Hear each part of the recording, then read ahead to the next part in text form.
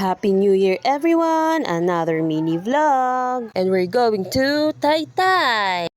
Moments later. Sinundo nga pala kami ni Alvin at ni Coop at finally nandito na nga kami sa Taytay. Kasama ko nga pala si Abit dyan. Sinabihan ko nga muna siya na mahiga muna siya dyan habang hinihintay pa namin ang iba pa namin kasama dahil nga iyan ay puyat. At ayun nga pagdating namin may pa-video okay si Mayora. Grabe ka talaga Jack. Huy, ako lang to. Charis. At ayun nga si Carmi at nagre-ready na nga siya para sa kanyang next number dahil siya nga ang ating star for tonight. O wag ka, laban na laban yan ang boses niyan from Frozen. Malamig. 2,000 years later. After 200 years ng aming paghihintay ay dumating na nga itong aming hinihintay na si Chris at ang kanyang asawa.